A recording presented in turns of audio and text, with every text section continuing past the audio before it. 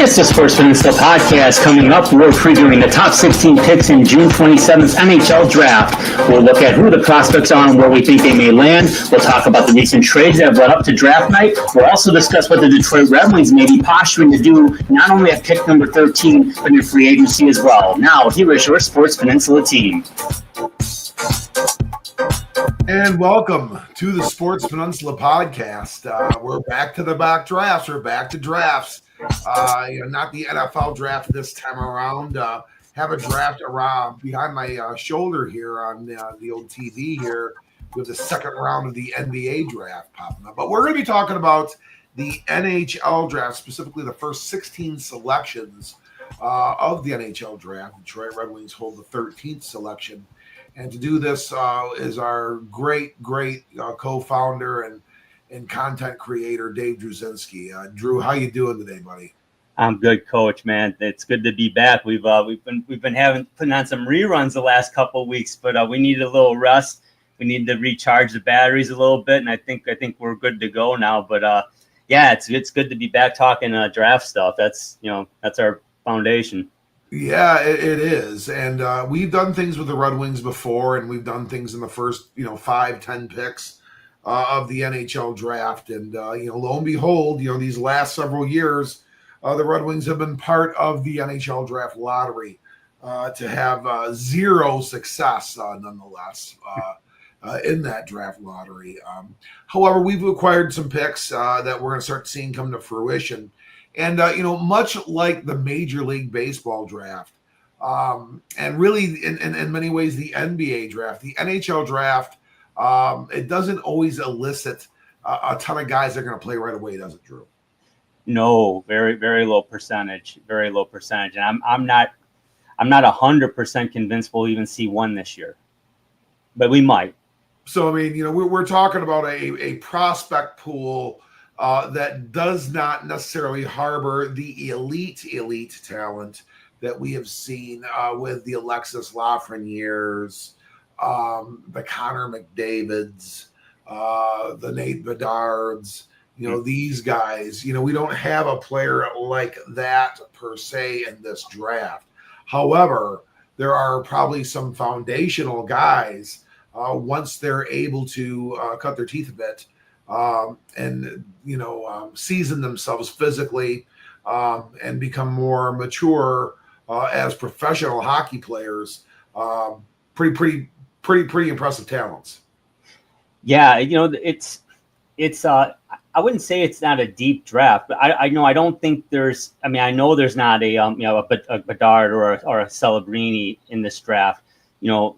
But there's very good talent, and we were talking right before we started recording.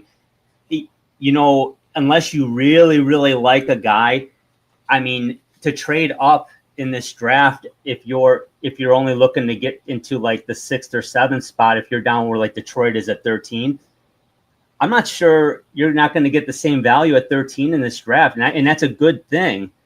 So it would surprise me if a lot of teams that are in that mix try to move up a little bit. Then there may be a team that just hypothetically, like an Edmonton wants to trade to the 6th spot. Okay, well, that makes sense. But for a team in the top 16 here to go from like 16 to 10 or from 13 to 6 or whatever, you'll see there's a lot of parity. Yeah, and I know there's been some work done on greatly on your behalf, and kind of culminating some consensus in regards to where a lot of the prospect rankings kind of fall, and they're really all over the place. Where in years past, at least the first 3 or 4 seem to be pretty well spoken for. But we're looking at teams in most cases that really their prospect pool is fairly shallow. So obviously, I know that kind of speaks to how drafts operate and how they're configured.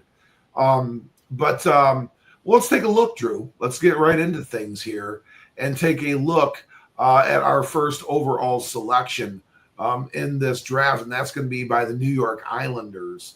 And you have a guy coming from the OHL coming actually from the state side here in Erie, Pennsylvania with the Erie Otters, and that's defenseman Matthew Schaefer.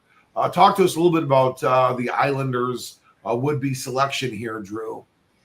Yeah, now here's one guy who has a shot potentially of being on the club this season because he's got decent size. I mean, 6'2", 185, so he's not slight. He's got a build. He can move, coach. Oh, he can skate. But he had a collarbone injury last year. He suffered in the World Junior Championships, and so he only played 17 games, but he still had 22 points. He offensively, he can do it all. He's a quarterback, number one, power play unit quarterback.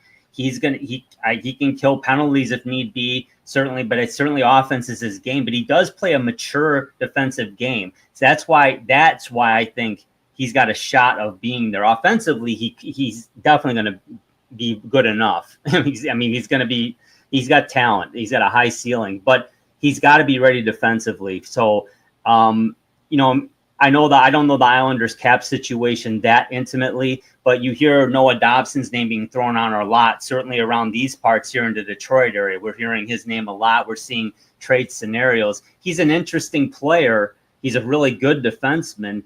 But some of the hypothetical trade packages I've seen, Coach, involved Jonathan Berggren, which seems like Berggren's involved in any trade package. He's got value. It involved a couple first-round picks, but it also involved Nate Danielson. And I was like, that's a lot to give up. Now, Nate Danielson hasn't played a game in Detroit yet, but if that's the price tag, coupled with the fact that you're going to have to pay Dobson big money, and even with all those moves, you're not really taking much off your cap. So that would be Steve Yzerman would have to be all in on Noah Dobson. I'm sure, there's no doubt Noah Dobson's a very good hockey player. I'm not saying that, but I'm not sure Detroit could give up that kind of a package for a guy to make that money. I would rather see them, quite frankly, go after Aaron Ekblad in free agency, Coach. Yeah, I mean, you're talking about the New York Islanders, since, really John Tavares has left, and which has been quite some time now. They have not been the most relative of the contenders. The Rangers have long been the team that people kind of keep their eyes on. They're the MSG team, even though the Islanders, had that great run, 40, 45 years ago. Really, it's been kind of a ghostly existence. So, I mean, this team, gets a foundational piece in Matthew Schaefer. I think that would be a good thing for them, certainly. So, Islanders are on the clock. They are a little bit familiar with this territory, so we shall see where they go. But Matthew Schaefer, Sports Peninsula Podcast, has going to the Islanders.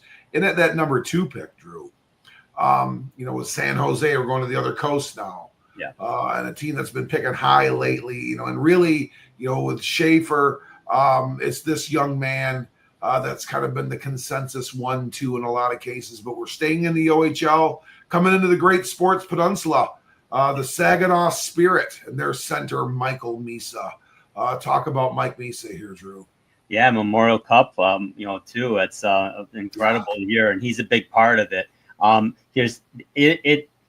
did not see any what I would call relevant prognosticator or publication have the draft going any other way except for Schaefer at 1 and Misa at 2. So these seem pretty locked in. But yeah, he's only the 8th player in OHL history to receive exceptional status, and that's to join OHL at age 15.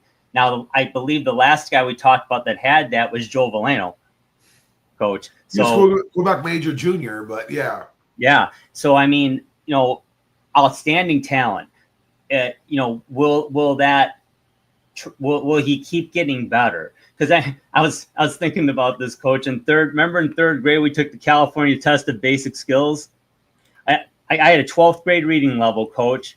I should have been Doogie Howser, but as we all know, as I got older, everything kind of came together. But my point is, Michael Misa is very talented. But if he can keep getting better and take it to another level, this guy could be really something. He's got good size, 6'1", 182, 62 goals, 134 points last year. He's a very, very good skater. he's got a high ceiling. We could be seeing him in the top 30, I think, easily every year if he reaches his potential. And what a great pick. I mean, best on the board at this point. That's who you take. Well, I mean, you put up numbers like he had last year in the OHL, and you're scoring 60 plus goals north of 130 points. Those are some, those old time elite numbers that we saw, the great players of our youth generation, put up in the NHL even. That's something that has stayed consistent with the great players of those lower levels. He certainly has produced that. The exceptional status does not get put out there very often.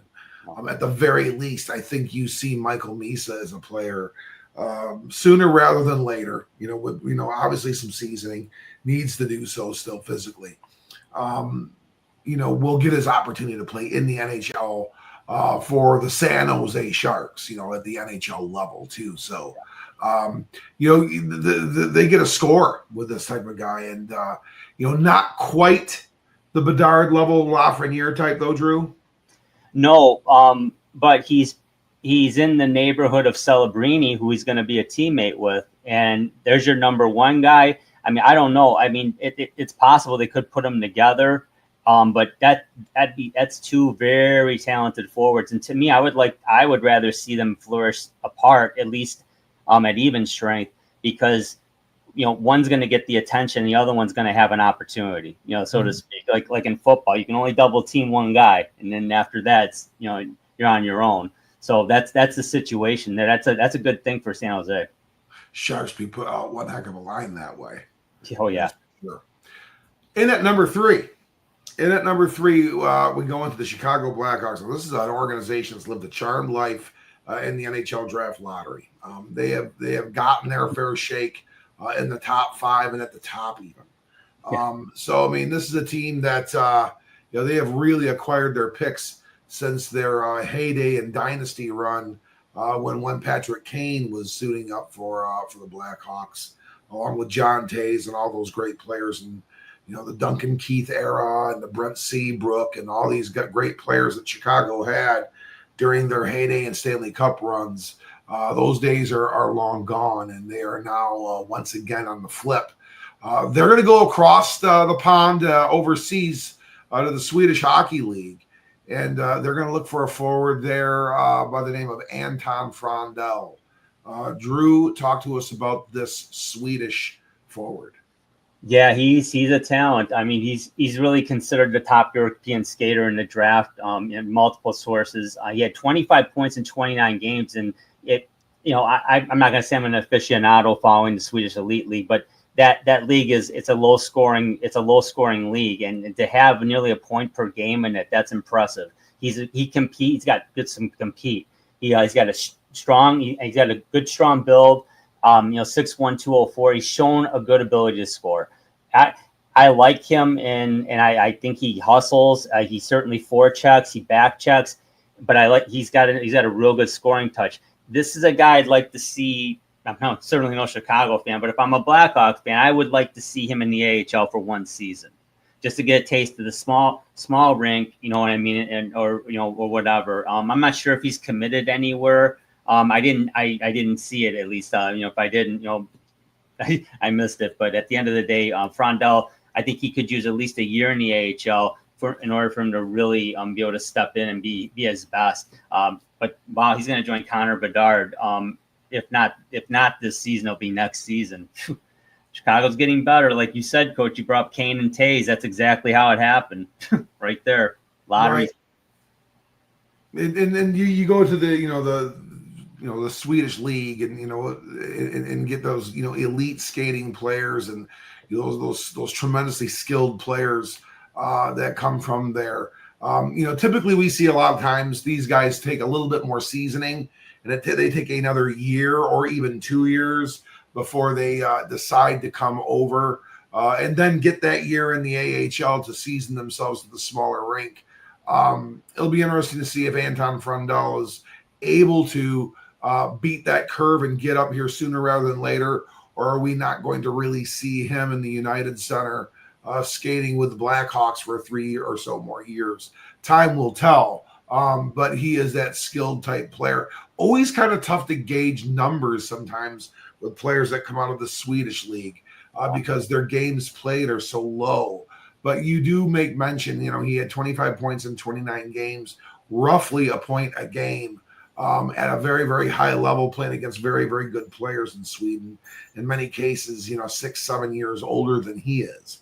Yeah. So, Anton Frundell is a great prospect. We shall see if Chicago takes him and how he would do where he does land. But moving on to our fourth selection, we are going, to our new squad here, the Utah Mammoth. They are picking at 4.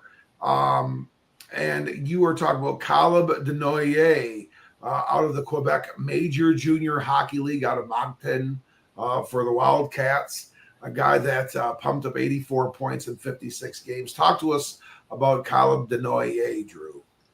Yeah, he's a talent. I mean, that's an impressive record there, 84 points in 56 games. Now, again, on the flip side, I'll say that Philip Zadina had very similar numbers, if not more points, in his last season in the Quebec Major League, which was really what sold everybody. And certainly his shot was good, very good. But that didn't pan out.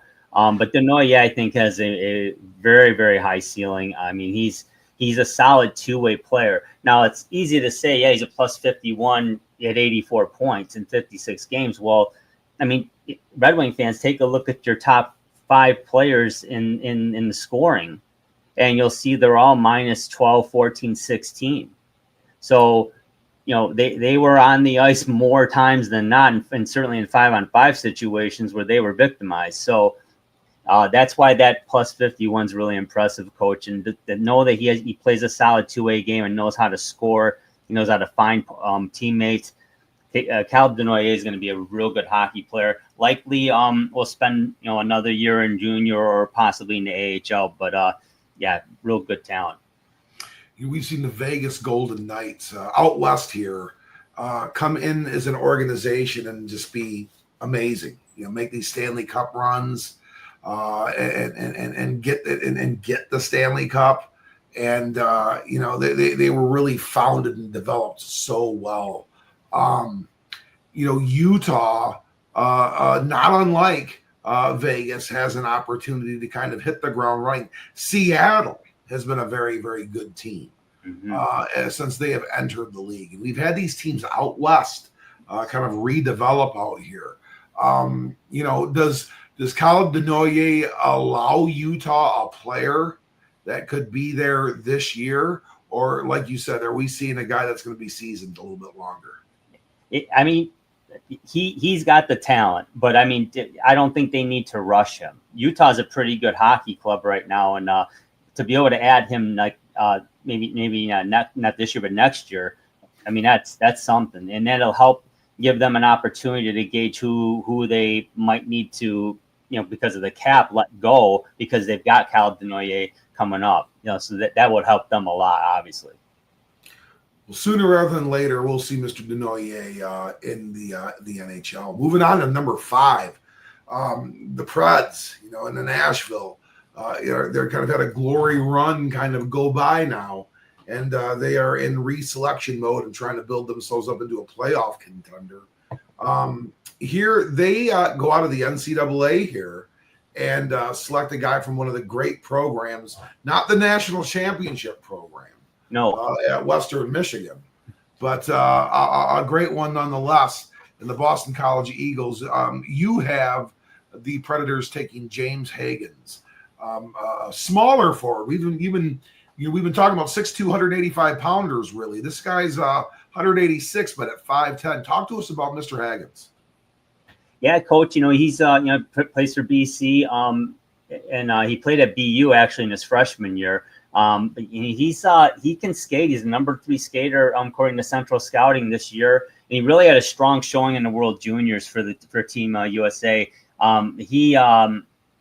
He's really an elite playmaker, and his skating potential is, I mean, seriously, it could be next level. He can skate, and I'll tell you what. I mean, I'd almost say I'm I wouldn't compare his game to Dylan Larkin, but I seen like with the skating ability and the offensive touch, a year, he's already been in the NCAA a little bit here, so he's got a shot to possibly stick and stay. He's got talent. To have a motor like that and be able to skate, that you make your own opportunities at any level. And James Hagen's a good hockey player, coach. Now, is he slated to return to BC next year? Yeah, I believe so. But I believe so. So, like I said, that would be one more season, and then the year after, he's likely a Predator. Then, that's why. But Dylan Larkin only spent 1 year at U of M, and then he went right to the Red Wings, which was impressive. Hagens has a very high talent level in terms of how he skates and can make plays. Now, does he participate in the U.S. national development team or no? I'm not 100% on that, to be honest with you, Coach. To be totally honest, I'm not sure. Just wondering. Typically we have seen that organization and what they have been able to produce at the draft has been remarkable this last 10 or so years. And it's really been the who's who out of players coming out of the United States. Typically are affiliated with that organization, but James Hagens is really affiliated with one of the great college hockey programs in the U.S. So we shall see where James Hagens lands. If that is in Nashville, indeed Nashville, down the road, they're going to get themselves one heck of a skater. And at number 6, Drew, we head to Philadelphia. And Porter Martone, right winger, big right winger. They like those big, aggressive power forwards in Philadelphia. It is a long-running tradition. It's just kind of who they are. Going back to the OHL out of the Brampton Steelheads, Porter Martone, big 6'3", 204-pound physical forward. Sounds like a Philadelphia Flyer to me, Drew. Yeah, you nailed it right there. That's exactly this is a Philadelphia Flyer power forward right here. Physical, great shot, good hands, great size. 37 goals, 98 points last year. I mean, power forward numbers. 6'3", I like that. I'm sure they're probably going to get him beefed up to 220, and then there's a guy who's going to be like not quite as big as a Timmy Kerr. I remember Tim Kerr back in the mid '80s. There, man, he was something else. He, unfortunately got injuries, but he was something. But he's got Martone is a talented hockey player. He's going to get an opportunity. It's like in this area, you'll see a lot of times where a player will get on a kind of a dress rehearsal in the league for 6 or 7 games, but if they're not quite there, they can send them back to junior before that 8th game. And then, so it's, I could see a Martone getting an opportunity like that. You say he is that talented. He's a good hockey player. To be physical, and he's got to be able to show he can hold up. He'll hold up, but that he's got that coordination to hold up in year one. I think physically, if he can prove that, he's got a chance. But I think he would be better off in playing another year at junior if he's eligible, or just going to the AHL. Yeah, it seems like his scoring those numbers, albeit very good, very promising.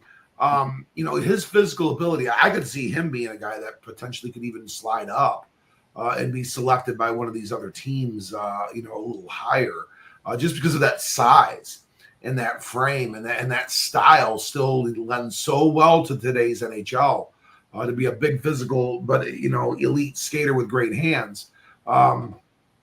Those are tremendous tools to have. However, I think you bring up some good points. You said you could see him sliding up, and I'm glad you said that because I was checking out kind of the high and low points I've been seeing. Yeah, he's been as high as 3. He's been as low as 9. So there you go. You could get Porter Martone at 9 potentially. We kind of split the difference here in essence, but yeah, that's where he's sliding right now.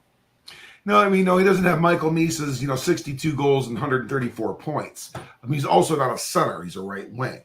However, you season him a little bit longer in OHL if he gets to come back to Brampton and play another year. And you get him maybe a couple of years of minor league hockey. You could get yourself a guy that could be a 20-plus goal scorer year one, and working into that 30, 35 goal towards, who knows, 70, 80 points, and, being a physical presence for the Philadelphia Flyers. I'm sure they would take that all day long. We'll see where Porter Martone lands, but I really like where you're thinking with this one, Drew. That one really is kind of tailor-made. Coach Thomas will love that. No, for sure. At number 7, the Bruins, staying out east. Another team that has had a lot of success this past decade. Are finding themselves kind of retooling here a little bit. Probably pretty bittersweet watching Brad Marchand do his thing for the Florida Panthers this past Stanley Cup playoff, and play so well for them.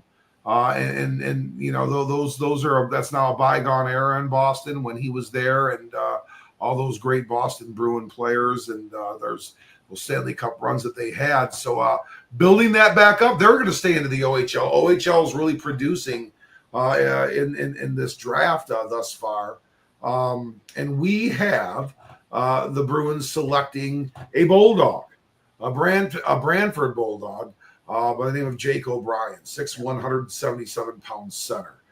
Drew, talk to us about Mr. O'Brien. That's a great name. You had this Porter Martone going to Philadelphia, a big 6'3", 204-pound power forward.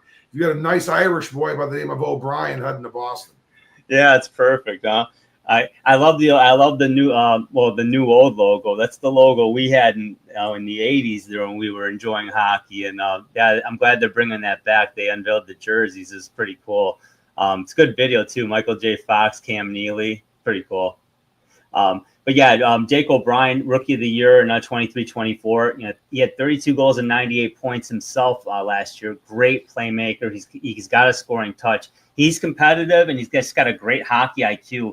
Man, I tell you what, Boston, they're going to let him percolate at least a year. But, man, to be able to get a Jake O'Brien in Boston and to be able to hopefully get him with with Pasternak, look out. I mean, he's a talent, man. If he can hit his ceiling, coach, that's what it's looking like. And Jake O'Brien, he's surprisingly, this is where you kind of see a bit of a drop. Where Jake O'Brien, this is really as high as I saw him was 6, and then I saw him as low as 11. So mostly he's up near that 6 spot. So he's pretty well thought of, Coach. I would say he's definitely going to be either anywhere between 6 and 8, maybe a little higher even. Who knows if someone really likes him, but good hockey player. Yeah, I see a Sutterman. That's a 98-point guy, 32 goals.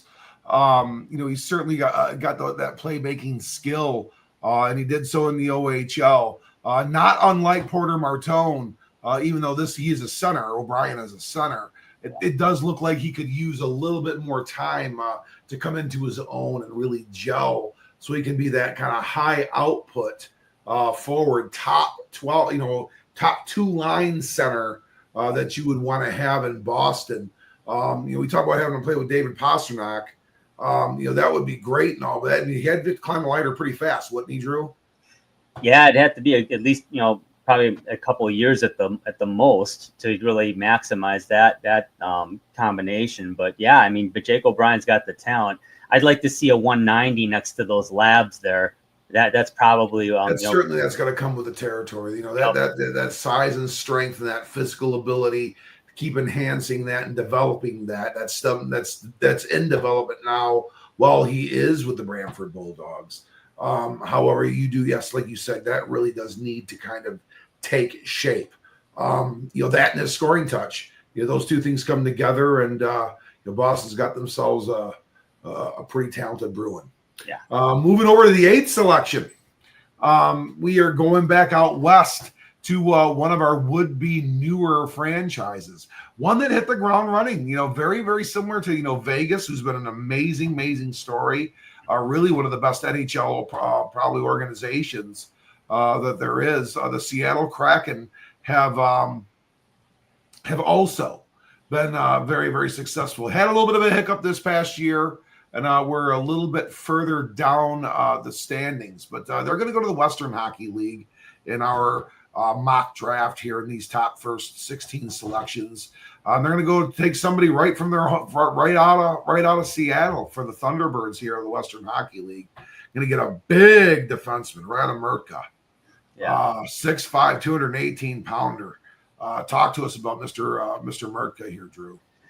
Yeah, I'll tell you what, I've seen him slide to 11, but he's really falling in at 8. That's been the peak. So this is really where he's at. And man, to be at the 8th pick and to get a guy this size, I mean, he's already at 218 at 6'5". So he's on his way there. So I mean, Radim Murtka, he's got an opportunity if he can show out in camp. But I would rather see him in the AHL for a year, but he wouldn't have to travel too far. And it's kind of funny how this has shaken out. O'Brien going to Boston and Murtka playing in the WHL, right there in Seattle and stuff like that. It's interesting how it fell in line.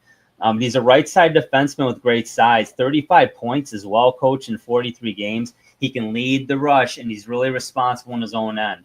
As a defense, you never want to rush a defenseman. And Moritz Seider played a year in the AHL, so that's how I'm looking at that. And Moritz Seider was the 6th overall pick, and he will. And they're a good organization, obviously, the way they've hit the ground running, like you said, as an expansion team. So they know what they're doing. They're going to keep. Murtka's going to have at least a year in the AHL, but wow, that's an impressive talent to add at number 8. And you know what? 6'5", 218. That's going to get you to climb that ladder and into the NHL a lot faster. He possesses the physical frame and size that you want to have today. So I mean, you said he can really get up into the fray and skate and carry the puck and control the puck and do some different things. Get him up there soon, man. Have him climb that ladder. There obviously are some things that has him kind of hemmed into this 8 through 11 type area. Whether or not there's another gear that he needs to reach with his skating or his defensive capabilities need to develop a little bit more in order for him to be NHL level. Then they'll get there. But again, I think your selection process here is very poignant and very has a lot of common sense capability in how to do it, because this could be a guy that they could kind of work with and have even played another year in the minors or another year in the juniors rather. Yeah, exactly. And yeah, I really, for Murtka, I would be surprised if he didn't go to the AHL. He's of that physical frame. He doesn't maybe need to play in the Western Hockey League, and I may be remiss for saying so because we're so familiar with the OHL. Our teams that we would go to watch, that you and I have personally watched. We've watched that level. It's of the Canadian Hockey League. It's the OHL. The other one that we have more familiarity with is the Quebec Major Junior Hockey League. Just seems like we got Nate Danielson out of the Western Hockey League. He's a Brandon Wheat King, I believe. We certainly have drafted players out of the Western Hockey League, but of the 3, it just seems like to me that's the greenest of the 3 leagues. And it would probably be. And I may be remiss for saying so, but I think it would probably be in his best interests if he could get himself into the AHL.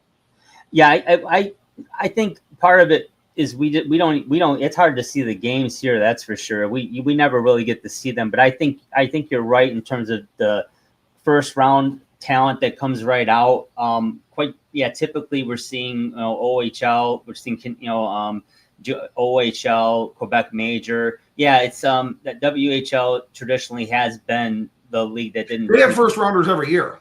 Oh, absolutely. Yeah, we're not. Yeah, it's just like I agree with you though. I mean, hell, even a couple of years ago, the U.S. developmental team had a great run of players. Yeah, the first 5 picks. I mean, my gosh, it comes and goes. So, but no, traditionally that's how it had been. It's just the numbers. It's not it's a great league. And even we got Sebastian Cossa out of Edmonton there, so that's and we're still hopeful for him. So let's see what happens. No, he's a good talent.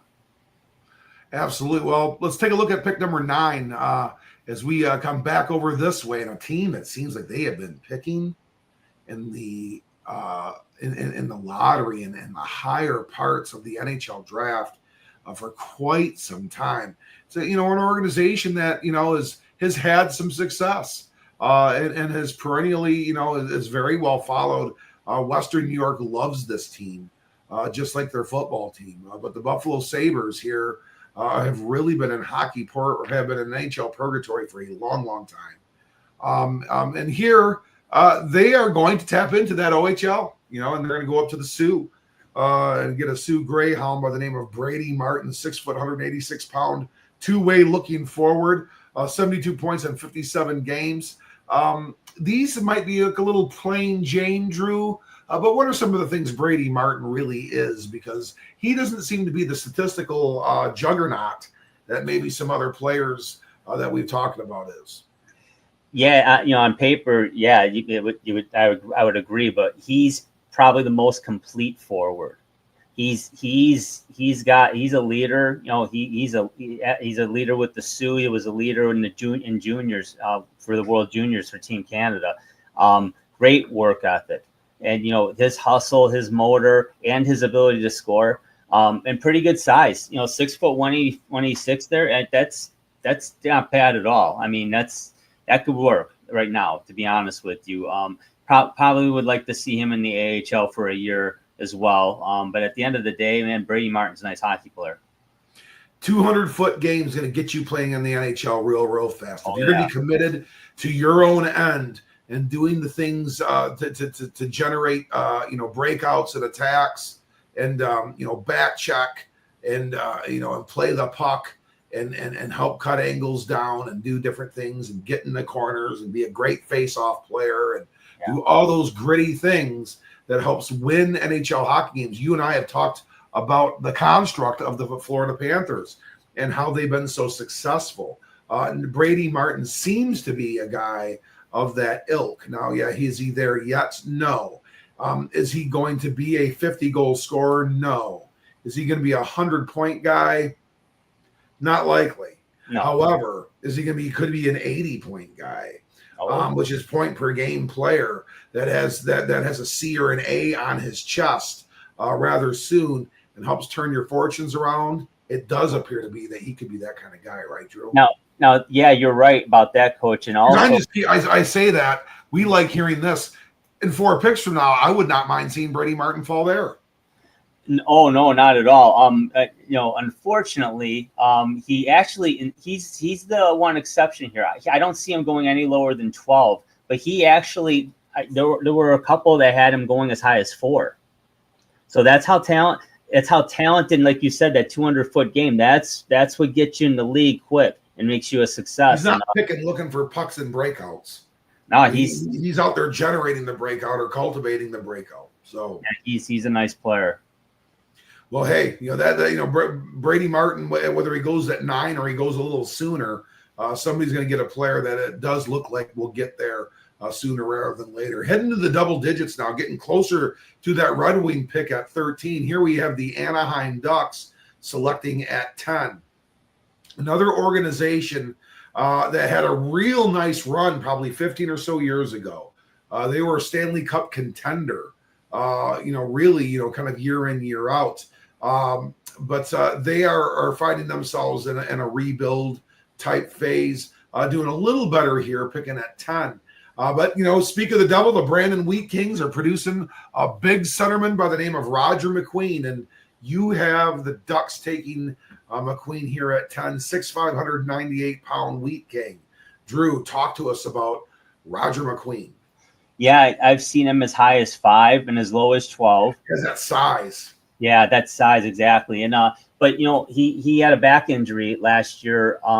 You don't like hearing that, but he should be ready for camp. So it didn't sound like, or look like, or sound like it was anything serious. He had 20 points though in 17 games. He has a complete offensive game. So he's not just a sniper or a playmaker. He can do it all offensively. I think what you'd want to see from him is to go in the AHL and show that you're willing to back check and forecheck real aggressively. If he can do that, he's going to be on the Anaheim Ducks real soon.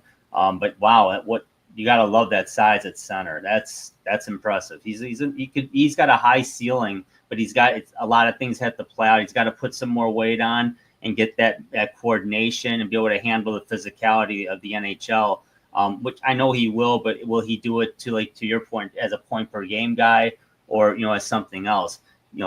At a 10th overall pick, you'd like to think I'm getting a point per game guy eventually, especially a centerman.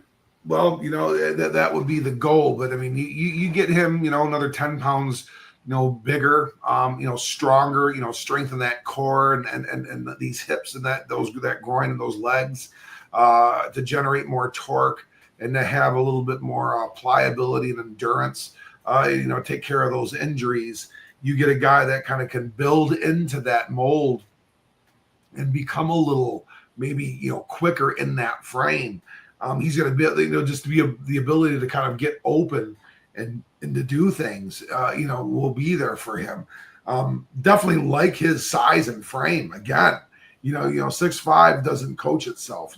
That's a natural gift. And we've seen in this league, if you can skate and you have size and you have speed, you have a very, very good hockey team. So we'll see if McQueen, where he goes, and and if he becomes a Duck, what shall happen down the road. But yeah, like you said, probably a couple of years away here in regards to his ability to physically be where he needs to be. And at 11, we have the Pittsburgh Penguins, and we have a guy that's we have another team that we have Sidney Crosby, kind of the he's now aged quite a bit. You have Genny Malkin still there. Pretty amazing that they've had these two legends there that have won the Stanley Cups. However, that era has kind of gone by them. You see the Washington Capitals still very, very, very highly ranked and a team that's at the top of the Eastern Conference. The Penguins here were in the lottery, and you have them taking I guess a legacy player here in some regards. It's Victor Hägglund out of the Swedish league. He from the same team that we saw a player taken earlier in our mock. Yeah, when Anton Frondell was selected by the Chicago Blackhawks. You have his teammate Victor Eklund being selected. He's the younger brother of William Eklund of the San Jose Sharks. Talk to us about Victor Eklund here, because that's an NHL sounding name, Drew. Victor Eklund. And it's a name actually starting with Victor Eklund. Red Wing fans take note, because any of these guys now could be at 13, and this is the first player that I've seen to go as high as 13. Victor Eklund. Now 5'11", 169. Right away I say, we got to put some weight on there. And I'm sure he will. But yeah, it's in the genes, man. His brother's William Eklund, very good hockey player. He's got a great hockey IQ. He's got good offensive skills. 38 points in 60 games. Again, in that league, that's impressive. But even more impressive to know that Frondell was nearly a point per game, even though he missed part of the season. But this high compete level here, and the Penguins have 2 picks in a row, Coach, because they had made a trade with the Rangers. And forgive me, hockey fans, I'm off the top of my head, I don't remember the transaction, but the Rangers ultimately said that we're going to give you this pick right now to make the trade complete. So they have 2 in a row. They'll kick it off with Victor Eklund. He's got a real high ceiling. There's concerns about his size. Yeah, I mean, and that diminutive stature. He's a European player. Our skaters tend to be towards that 200-pound caliber. We typically, they're 5'10" to 6 foot 6'1", 200 pounds. You get into that 6 foot, 6'1", 6'2", 6'3", 6'4" range. It's 200 plus pounds. Yeah. That's kind of the North American player by and large. The European player, especially forwards, we do see more 5'10" to 6 foot, 170-ish pound players. That's just what's produced here. We've seen these type of players play a lot and play very early in the NHL.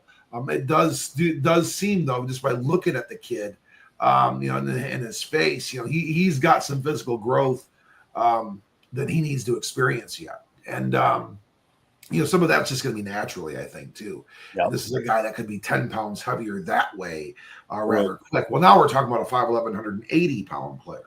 which is, really, pretty status quo size wise.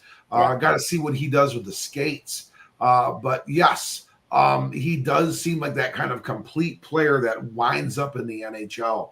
Right, Drew? Oh yeah, absolutely. Yeah, I don't think there's any doubt about that. It's just a matter of, is he going to be a top 6 guy, a power play guy, and give you 25 to anywhere from 20 to 40 goals, and what you're hoping to get a lot of offense, and he certainly has a resume. He looks good. Right. Yeah. I mean, that kind of, speaks to, who we, are able to, to kind of look at here and kind of mold what he could look like here in the future. Mm-hmm. But in at 12, we're getting close now, Drew. I mean, we just had the Detroit Pistons select, Shaz Lanier. Very, very good. Very excited about that from Tennessee. Okay. Very, very happy to see this. That just took place behind us. I know that has nothing to do with this podcast episode. And but you said you called that one. Yes, that's gonna be a good one. We're gonna get a good grade for our pick there. But we'll talk about that later. We want to talk about Mr. Jackson Smith out of the Western Hockey League, out of the Tri-City Americans. It's an American team out of the Western Hockey League. The Penguins getting their second of 2 first-round selections. This time they go with a defenseman, 6'4", 199-pounder. This one is not as physically diminutive as Mr. Eklund's 5'11", 169-pound frame. He is headed to Penn State. He's going to come to the Big Ten and play some hockey. Talk to us about Jackson Smith, Drew. You hope he falls to 13. I like the way he looks. He will do real well for himself having a year in the Big Ten Conference and NCAA. That's going to help a lot. 54 points in 68 games as a defenseman. He's got the offensive tools, and like I said, he checks all the boxes with his size and his shot. He's definitely a top 4 pair guy, and definitely a power play quarterback. Perhaps on unit 1, but unit 2 for sure. Just needs to show consistency on the defensive end. I think playing against the higher, more, adults, in the NCAA, it's high caliber hockey now. It's what, the NCAA is well thought of. We saw James Hagens. We've seen the University of Michigan, the one year, dominate the draft in the top 5 was with Owen Power and those guys. Owen Power was the first pick. But yeah, Jackson Smith, man, I'd like to see him in Detroit, but in this scenario, he's going to the Pittsburgh Penguins. He's 6'4", 199 pounds, and his trajectory going through the Western Hockey League, going to go play in the NCAA. His skills obviously developing still too. It's not quite where it needs to be. Yeah. So we are talking about a prospect that is some years away, but a guy that's probably going to be 6'4", 210 when he does come to the NHL. And we'll be ready to go there. And really anymore, unless you're some sort of really highly skilled puck-moving defenseman, it's a bigger man's position, a bigger athletic man's position, a guy that can truly skate. So excited to see where Jackson Smith lands. But yes, the time has come, Drew, to talk about what the Detroit Red Wings are going to do. Could it be a Jackson Smith? It could be. Could it be a Victor Eklund? It could be. Could it be a number of different players? It certainly could. But you, Drew, you have the Red Wings staying on the defensive side of things and fortifying this blue line with an OHL player from Barrie, out of the Barrie Colts. And that's Sean Aitchison, 6'1", 199-pounder. Bit of a bruiser out of Barrie. Talk to us about Sean Aitchison, Drew, and why he would make such a great Red Wing prospect. Well, tell you what, the Red Wings lack grit. They've got tough guys. But they don't play a tough game. And they need physicality. And in this case, I see a feistier version of Nicholas Kronwall in terms of size, and the willingness to hit. Now, the difference here is Aitchison will drop the gloves. I think there's something to be said about that. As long as you bring talent to the table, when you get 59 points in 64 games as a defenseman, nearly a point per game defenseman in the OHL. You've got talent. It's got a good shot, and I tell you what, whether it's Jackson Smith or Aitchison, I'd be really happy. Eklund's got a huge upside, and we're going to talk about a couple other guys, like you said, that wouldn't mind having him in Detroit. But yeah, Jackson Smith would be the guy. But then for me, if he's gone, Aitchison definitely checks the boxes, man. He's a good player. A change agent, and we understand, Kayshawn Aitchison would not be in Detroit next year. He wouldn't be in Detroit probably in the next 2 to 3 years. Yeah. But he does possess that kind of edge to his game. It's something that we sorely lack here. It seems like heart, to be honest with you, and that's we've not kidded around. We've done some Red Wing content as of late, and this is the type of player that I think, the Red Wings need to lend itself to a little bit more. This grittier, more spirited player of a bygone era. Yes, a lot of that kind of stuff is kind of the bravado of the past. However, it still has its place, and we need to be able to set tones here in Detroit. Mm-hmm. And just by all accounts, Kayshawn Aitchison, I am not the biggest connoisseur of OHL hockey. I have the NHL network. I see it a little bit. If I'm following hockey, I'm following the NHL, or I'm following the Western Michigan team and college hockey. But he does sound of the type of player that can help set the tone. And I would be all about that, Drew. I would be all about that coming here. I'm all for this pick. I like what you've done here. If this is how it fell out, I think we have a guy that could, add to a blue line that really is going to be almost spoken for 3 or 4 deep here soon. In regards to some long-term playability, we've got a couple of slots left. Could he fortify it to be a championship caliber defensive group? I'd love to be able to see that. I hope we can see that, Drew. Like a lot of these players that we've talked about, but Kayshawn Aitchison, I see a need here in Detroit too. Yeah, and you bring up a good point, like that core. You've got Sider, Edvinsson, on the squad already, and Pellica. Pellica. Sandin Pellica, and then Aitchison down the road. So in 3 years, maybe that's your top 4 core defense. Wow. And then, oh, by the way, maybe you went and signed Aaron Ekblad. Wow. Hockey Town's back if that happens. Now that's 3 years down the road. There's talent in the pipeline. I think they're going to be better this year. But this pick excites me. I saw him as high as 9, coach, but is only as low as 16. So he's well thought of. And if I would be really, like I said, be very happy if he fell to Detroit. I feel like he's more NHL ready than Jackson Smith, but Jackson Smith's got a higher ceiling just because of his size. Yep. Well, let's take a look at 14 here, Drew. We're going to move on past the Wings here, and excited about what we've done here. And the Columbus Blue Jackets are selecting just behind the Wings at 14. And again, a team that's kind of been scratching and clawing at this thing for a while now. Trying to make a semblance of things. They're a well-regarded organization with strong fan base. Ohio has embraced the Columbus Blue Jackets, but they're still kind of trying to figure things out. Here, they go to the Western Hockey League, to the Everett Silvertips, and get a big left winger, a good-sized left winger by the name of Carter Bear.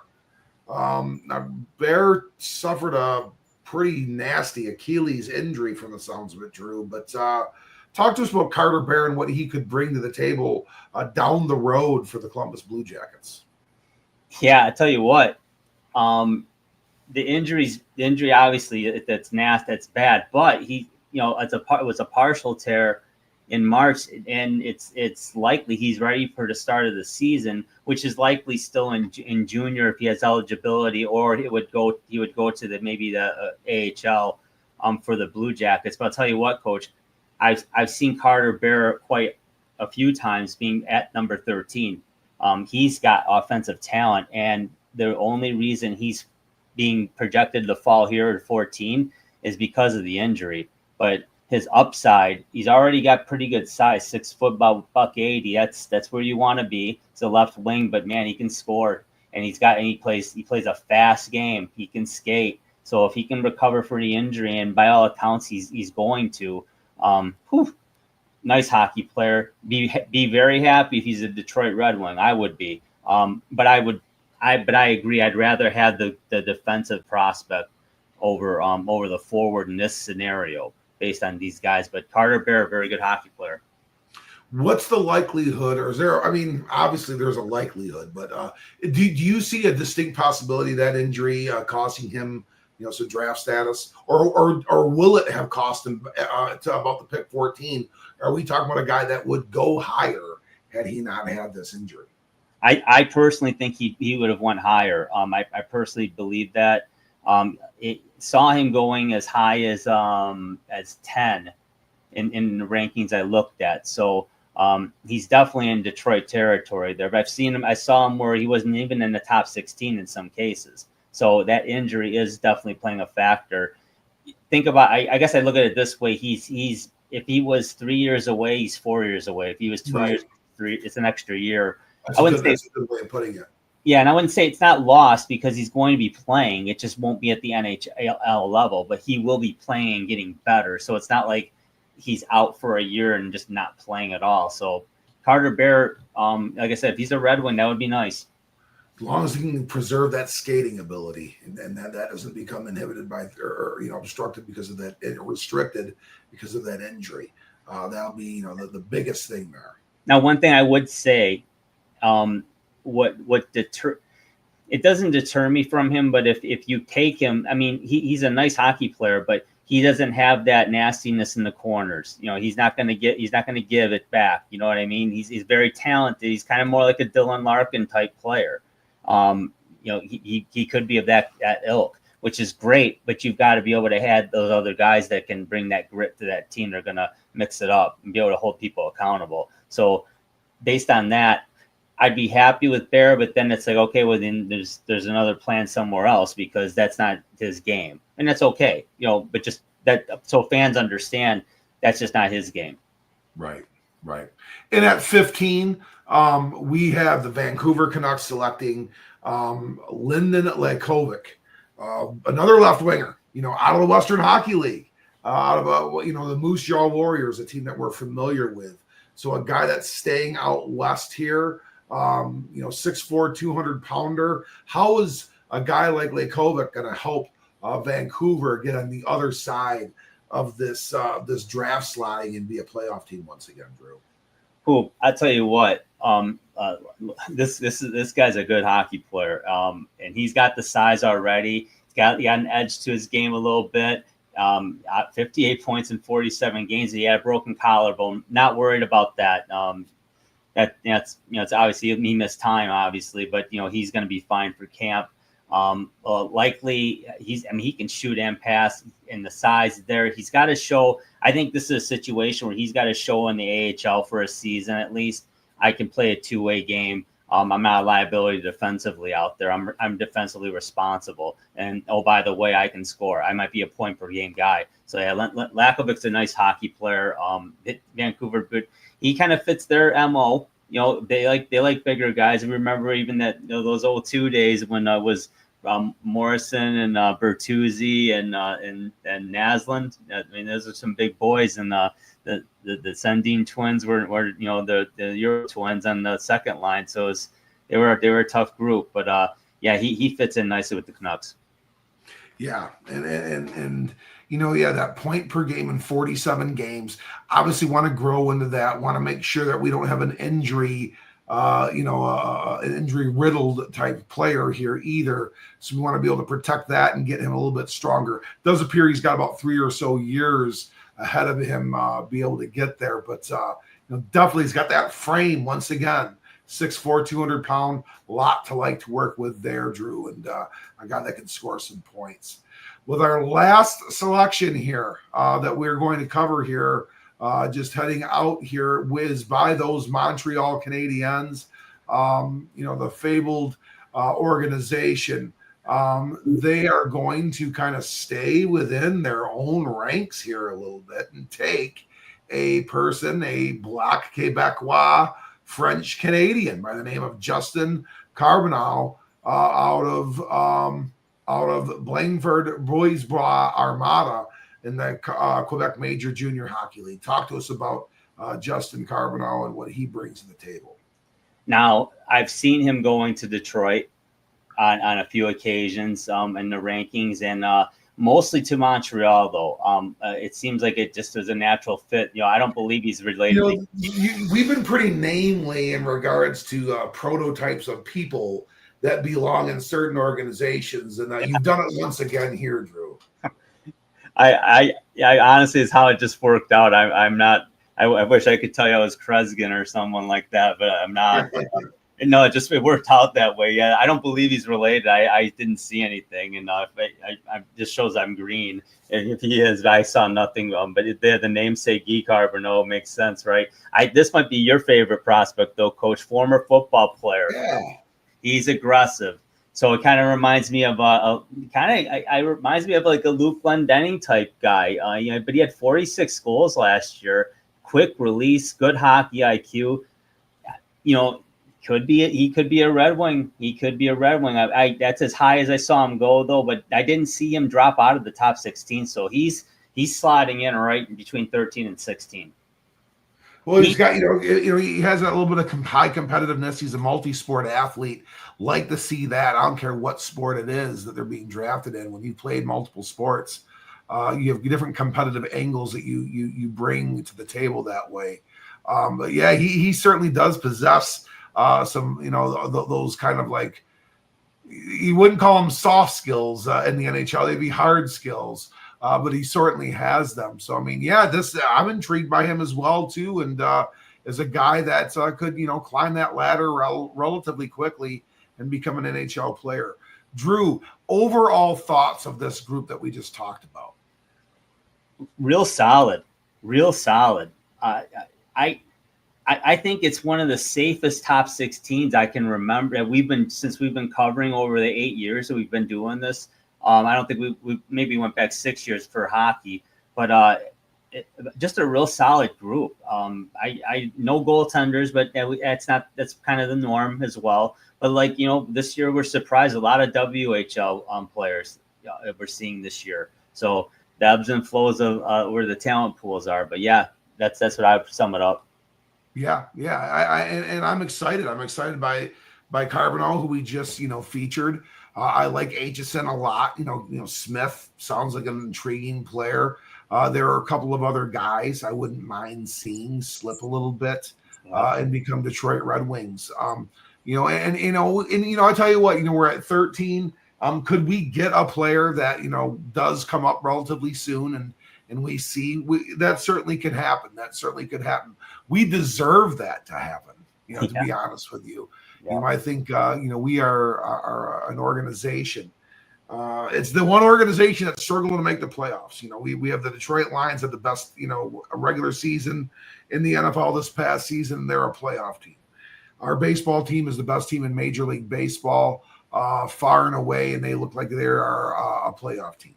Our basketball team had the greatest turnaround in NBA history in many regards, and is now a playoff team. This is the organization that we need to see kind of get into that realm themselves, and one that is certainly proud. It gave us so much for a quarter century of playoff runs and significant playoff runs at that. How far are we away in Detroit from that, Drew? Well, I'll be honest. I think there's a good potential for them to start it this year and start making the playoffs. I expect them to make the playoffs this year. I'm excited about what could happen.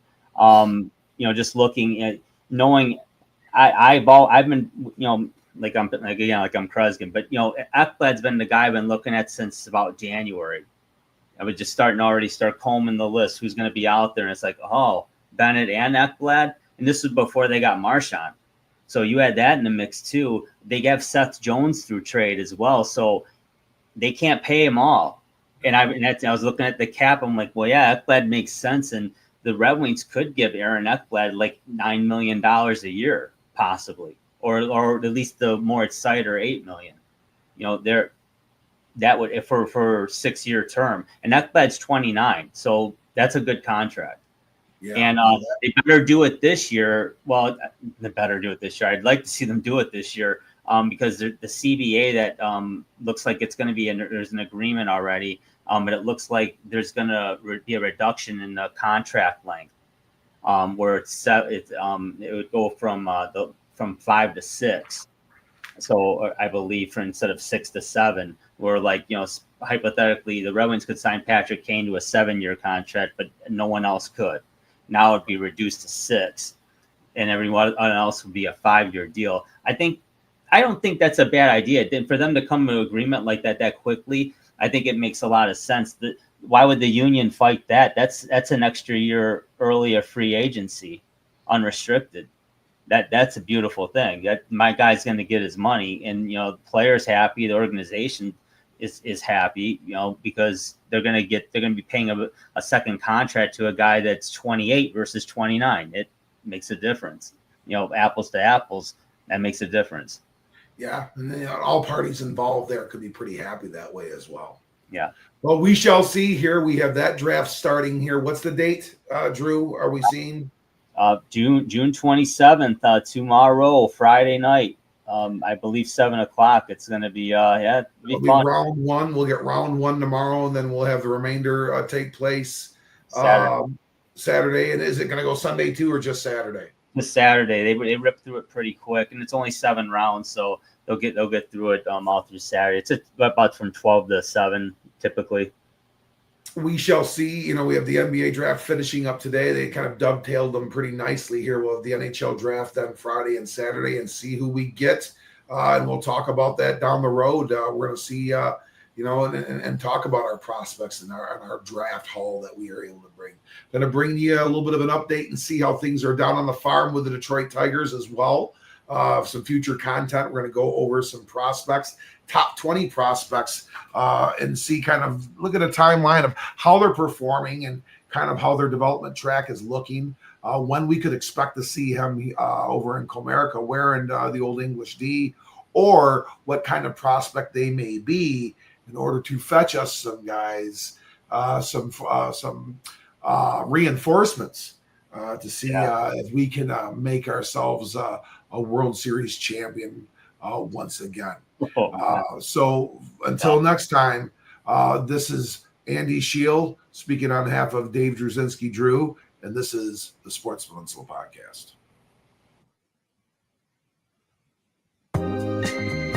This has been the Sports Peninsula Podcast. Thank you for watching, and don't forget to subscribe to our channel. Follow us on YouTube so you don't miss an episode at the Sports Peninsula Podcast. You can also follow us on Twitter X. Just look for @SportsP Podcast, and follow us to keep up on sports around the great state of Michigan and beyond. You can also catch our show every Saturday night at 7 p.m. on the ESEN Network channel as part of Roku. When you want to hear all about sports in the great state of Michigan, there is only one, Sports Peninsula Podcast.